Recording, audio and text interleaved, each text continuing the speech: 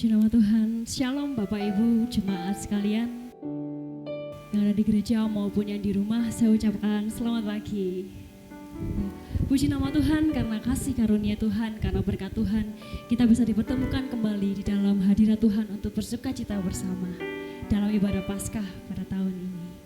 Kini mari setiap kita yang hadir, kita mau angkat hati kita mau siapkan diri kita untuk memberikan ucapan syukur buat Tuhan, untuk keselamatan yang sudah Tuhan berikan buat kita.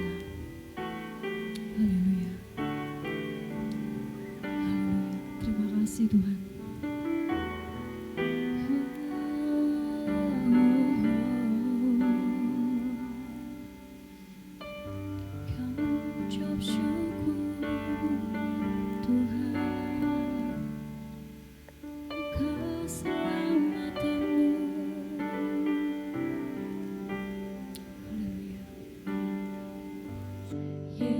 Yesusku, penyelamatku, tiada yang seperti Engkau.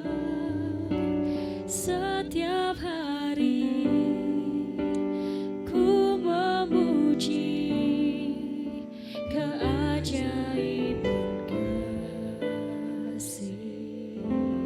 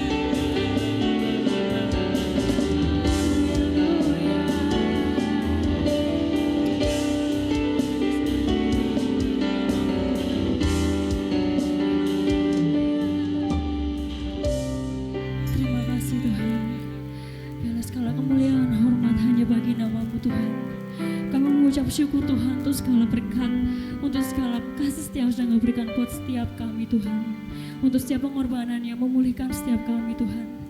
Kini kami mau menyerahkan hati kami Tuhan, kami mau menyembah Engkau lebih lagi Tuhan.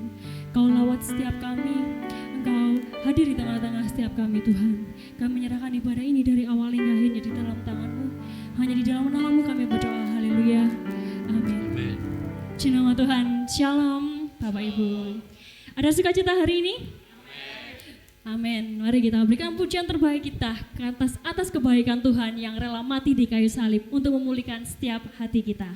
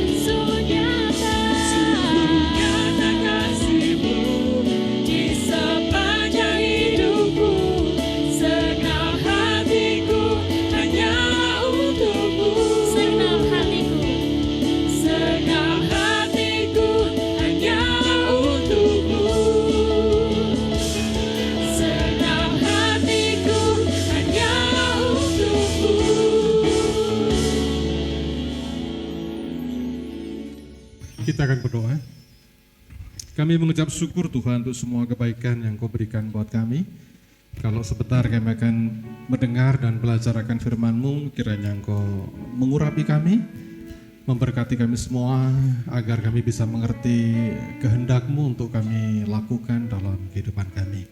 Inilah doa kami ya Tuhan, dalam nama Tuhan Yesus kami mengucap syukur dan berdoa. Amin. Salam Bapak Ibu. Puji Tuhan, pagi hari ini kita diberi kesempatan untuk kembali merayakan Paskah, hari kebangkitan daripada Tuhan kita, Tuhan Yesus. Pagi hari ini saya ingin bicara tentang satu tema mengenai kemenangan yang tak terbantahkan. Sekali lagi tema kita pagi hari ini adalah kemenangan yang tak terbantahkan. Ketika saya merenungkan akan tema ini, saya teringat pada tahun 2016, kompetisi Liga Inggris dimenangkan oleh satu klub yang bisa dianggap klub kecil saja, bukan klub yang terkenal, bukan klub yang dikategorikan sebagai klub raksasa. Klub itu namanya adalah Leicester City. Di awal kompetisi, klub ini sungguh diprediksi tidak memiliki kans atau kemenangan, kans atau kesempatan untuk memenangkan kejuaraan tersebut. Akan tetapi di akhir daripada kompetisi itu, ketika klub ini mengangkat trofi kemenangan, maka seluruh pecinta sepak bola di Inggris atau bahkan dunia tidak bisa lagi membantah bahwa kemenangan klub kecil ini, klub Leicester City ini sungguh sebuah kemenangan yang tak terbantahkan. Nah saudara, ketika Yesus bangkit dari kematiannya pada hari Minggu seperti ini, ya, kebangkitan Kristus adalah merupakan pondasi yang paling utama dari kehidupan kekristenan. Kalau boleh saya katakan bahwa kita bisa merayakan kelahiran Tuhan dengan penuh sukacita, perayaan yang megah, tukar kado yang begitu luar biasa. Atau kita juga bisa memperingati kematian Tuhan dengan suasana yang syahdu, dengan suasana yang sakral begitu, tapi tanpa ada kebangkitan Kristus, semuanya itu menjadi sia-sia. Tidak salah kalau Paulus pernah berkata bahwa tanpa kebangkitan Kristus maka iman kita itu pun menjadi tidak ada artinya. Namun kita juga tahu bahwa kebangkitan Kristus merupakan titik sentral daripada serangan-serangan terhadap iman Kristen. Itu sebabnya terkait dengan tema kita bicara mengenai kemenangan yang tak terbantahkan, saya ingin menampilkan 3 hal yang seringkali muncul ketika kita bicara tentang kebangkitan Kristus. Yang pertama, saya ajak saudara semua, baik yang di rumah atau yang di tempat ini, untuk membuka Injil Yohanes pasal 20 ayat yang ke-25. Saya akan bacakan. Demikianlah firman Tuhan di dalam Injil Yohanes 20 ayat yang ke-25. Maka kata murid-murid yang lain itu kepadanya, kami telah melihat Tuhan. Tetapi Thomas berkata kepada mereka, sebelum aku melihat bekas paku pada tangannya dan sebelum aku mencucukkan jariku ke dalam bekas paku itu dan mencucukkan tanganku ke dalam lambungnya, sekali-kali aku tidak akan percaya. Bapak Ibu, ini hal yang pertama yang ingin saya sampaikan, bahwa ternyata kebangkitan Kristus merupakan fakta yang sempat diragukan, bahkan oleh muridnya sendiri. Thomas sebagai orang yang dekat kepada Tuhan, tentunya dia juga pernah mendengar pengajaran bahwa Yesus satu kali akan mati dan pada hari ketiga akan bangkit. Tetapi ketika fakta dipertunjukkan kepada Thomas bahwa Yesus telah bangkit, Thomas menjadi skeptis, menjadi ragu-ragu, dan dia berkata bahwa sekali-kali aku tidak akan percaya sebelum aku mencucukkan tanganku ke atas atau ke dalam lubang paku di tangan dan di kaki Tuhan Yesus. Ini menunjukkan apa sih kepada kita? Menunjukkan bahwa kedekatan, kebersamaan dengan Tuhan ternyata tidak menjamin orang tersebut memiliki iman yang kokoh atas segala janji-janji Tuhan. Apalagi ketika Thomas menghadapi sebuah situasi yang berat. Kenapa?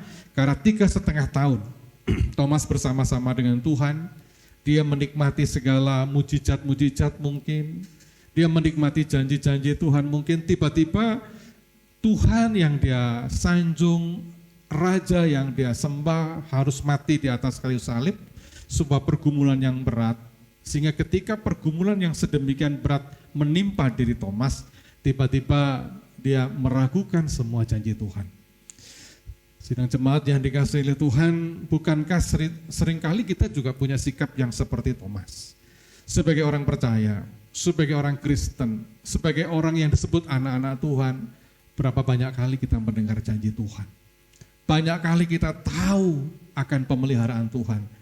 Tetapi ketika kita menghadapi satu masalah, satu beban, satu pergumulan berat, katakanlah saat ini seperti yang kita hadapi bersama-sama menanggung pergumulan yang berat oleh karena pandemi global ini, ketika pekerjaan kita menjadi goyah, ketika kesehatan kita menjadi rentan, ketika hubungan sosial kita dengan satu yang lain mulai terancam, dan itu menekan kita, mempressing kehidupan kita, tiba-tiba kita menjadi ragu-ragu akan janji Tuhan.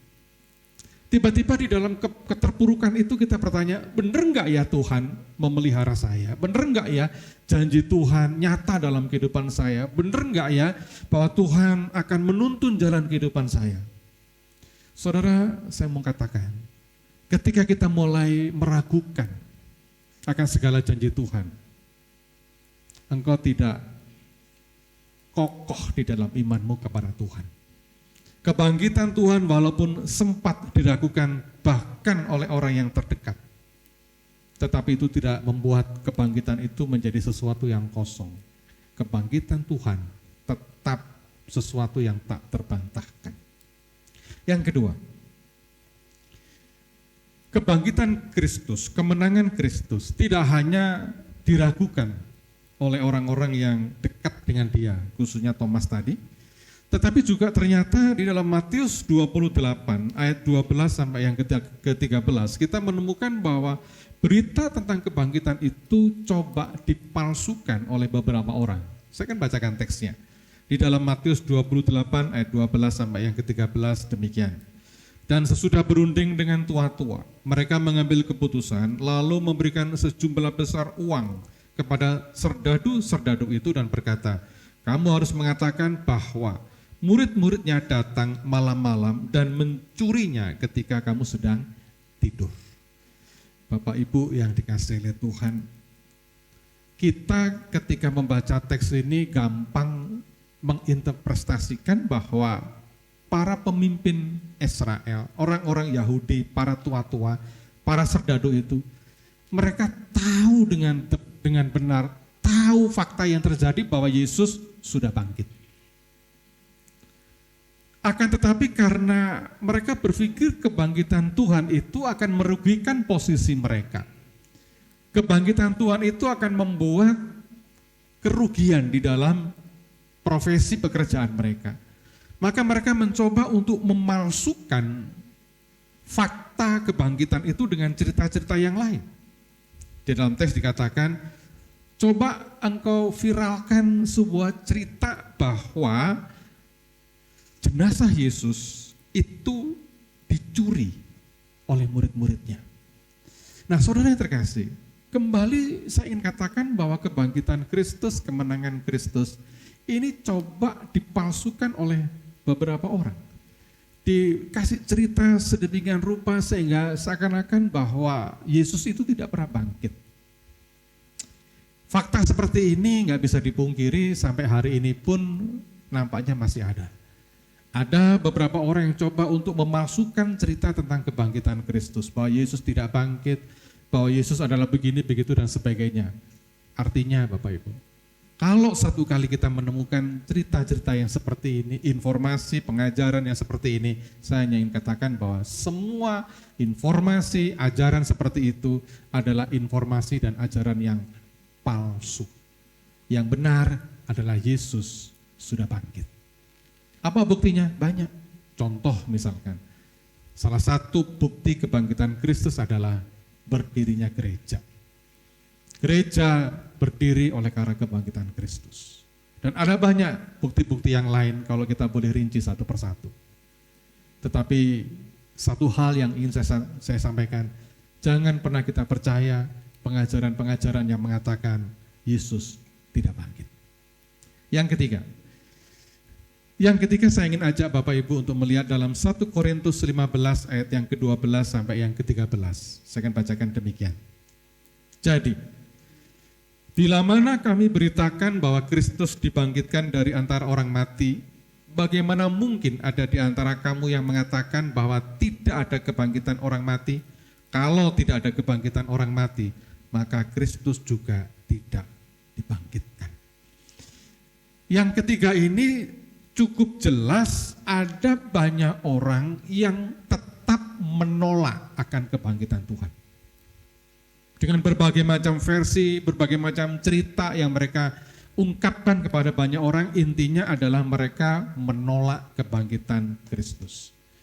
Alkitab mencatat bahwa orang yang menolak kebangkitan Kristus adalah orang yang memang hidupnya masih di dalam dosa.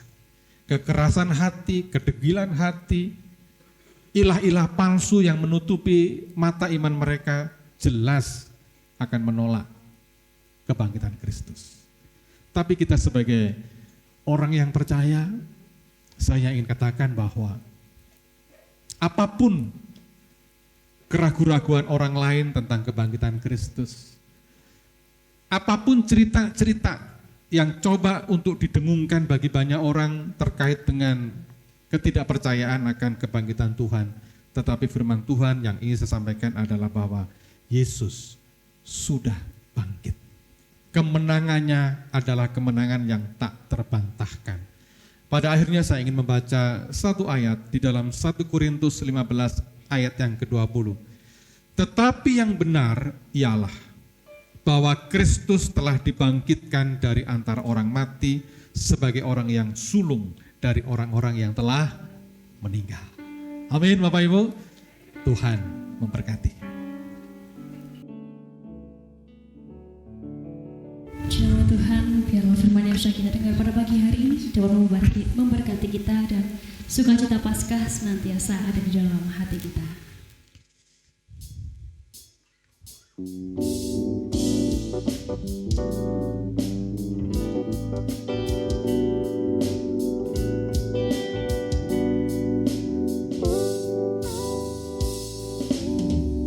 Sungguh kau mempesona, segala perbuatanmu hapuskan raguku. Kau buktikan kasih-Mu mati bagiku, hapuskan dosaku. Kau ubahkan hidupku, semua menjadi baru. Sekarang ku bersuka di dalam-Mu, Yesusku. Kau jagai hidupku, melangkah di jalan-Mu, sampai ku terima mahkota kehidupan-Mu. Kau ubahkan hidupku, semua menjadi baru. Sekarang ku bersuka di dalam-Mu, Yesusku. Kau jagai hidupku, melangkah di jalan-Mu, sampai ku terima mahkota kehidupan-Mu.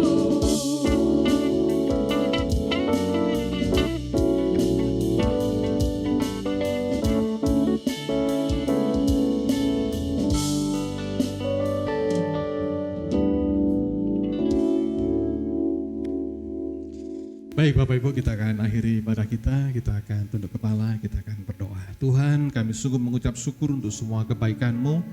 Kami menikmati sukacita Paskah, kemenangan yang tak terbantahkan yang telah Engkau nyatakan buat kehidupan kami. Kami percaya kemenangan-Mu adalah kemenangan kami, anak-anak-Mu yang percaya kepada Engkau. Saat ini sidang jemaat yang dikasihi Tuhan, terimalah segala berkat, rahmat dan anugerah dari Allah Bapa kita, cinta kasih dari Tuhan Yesus Kristus, dan penghiburan persekutuan di dalam Roh Kudus kiranya melimpahi kita semua dari sekarang sampai selama-lamanya. Tuhan memberkati. Selamat Paskah. Haleluya.